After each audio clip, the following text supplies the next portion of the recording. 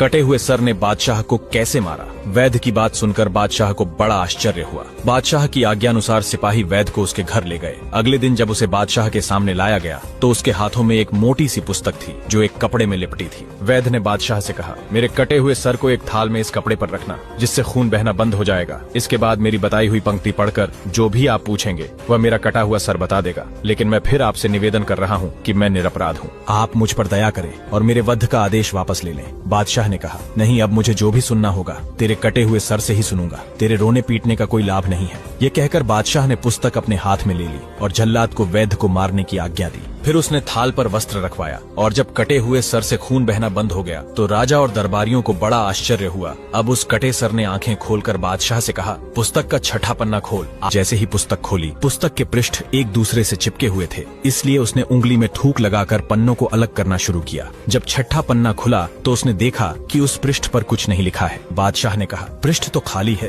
तो कटे सर ने कहा, आगे के पृष्ठ देख, शायद उनमें लिखा हो। बादशाह उंगली में थूक लगाकर पृष्ठों को अलग करने लगा। वास्तव में वैद्य ने पुस्तक के प्रत्येक पृष्ठ पर विष लगा रखा था। उन पृष्ठों में लगा विष बादशाह के शरीर में प्रवेश कर गया और उसकी हालत खराब होने लगी। किंतु उसने कटे सर से प्रश्नों के उत्तर पाने के शौक में इस पर कुछ ध्यान न दिया और अंततः उसकी दृष्टि मंद पड़ गई और वह राज सिंहासन से गिर पड़ा। वैद्य के सर ने जब देखा कि विष पूरी तरह छड़ गया और बादशाह दो क्षण का मेहमान है तो वह हंस कर बोला, हे क्रूर अन्यायी, तूने देखा कि निर्दोष की हत्या का क्या परिणाम होता है। ये सुनते ही बादशाह के प्राण निकल गए। इस प्रकार उसे अपने किए का फल ये कहानी सुनाकर दैत्य से कहने लगा, यदि गरीब बादशाह वैद्य की हत्या न करता तो भगवान उसे ऐसा दंड न देता।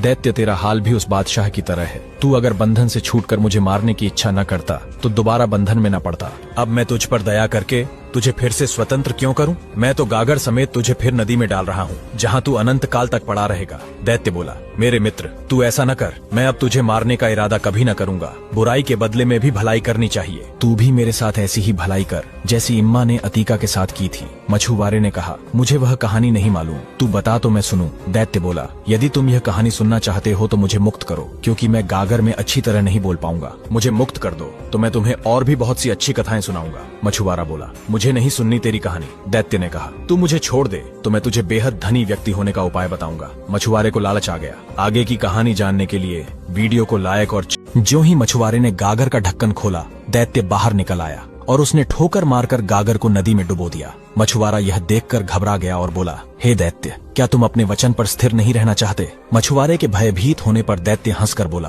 तू डर मत, मैं अपने वचन पर दृढ़ हूँ। अब तू अपना जाल उठा और मेरे पीछे पीछे चला।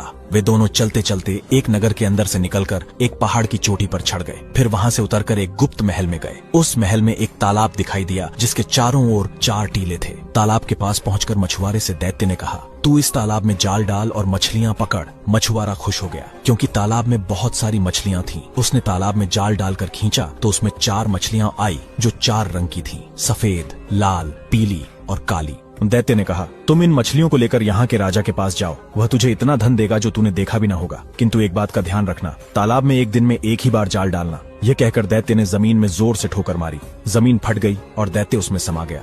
जमीन फट गई और दैत्य उसमें समा गया। मछुआरा उन 4 मछलियों को बादशाह के महल में ले गया। बादशाह उन मछलियों को देखकर अत्यंत प्रसन्न हुआ। उसने अपने मंत्री से कहा कि ये मछलियां बावर्चिन के पास ले जाओ। मंत्री मछलियां बावर्चिन के पास ले गया। बादशाह ने मछुआरे को 400 मोहर इनाम में दे डाली। बावर्चिन ने मछलियों के टुकड़े करके तेल में भुनने के लिए डाला। तभी उसने जो कुछ देखा उससे उसकी आंखें फटी की फटी रह गई। उसने देखा कि रसोई घर की दीवार फट गई और उसमें से एक बेहद सुंदर स्त्री बाहर निकल आई। स्त्री बाहर आकर अपने हाथ में पकड़ी हुई एक मूल्यवान छड़ी उठाकर उस कड़ाही के पास आ खड़ी हुई जिसमें मछलियां भुन रही थीं। उसने एक मछली पर छड़ी मारी और बोली, ओ मछली, क्या तू अपनी प्रतिज्ञा पर कायम है? मछली में कोई हरकत न हुई। स्त्री ने फिर छड़ी मारी और अपना प्रश्न दोहराया। इस पर 4 मछलियां उठ खड़ी हुई और बोली, ये सच्ची बात है कि तुम हमें मानोगी तो हम तुम्हें मानेंगे, और अगर तुम हमारा ऋण वापस करोगी तो हम तुम्हारा ऋण वापस कर देंगे। यह सुनते ही उस स्त्री ने कड़ाही को जमीन पर उलट दिया और स्वयं दीवार में समा गई और दीवार जुड़कर पहले की तरह हो गई। बावर्चिन इस कांड को देखकर सुध बुध खो बैठी।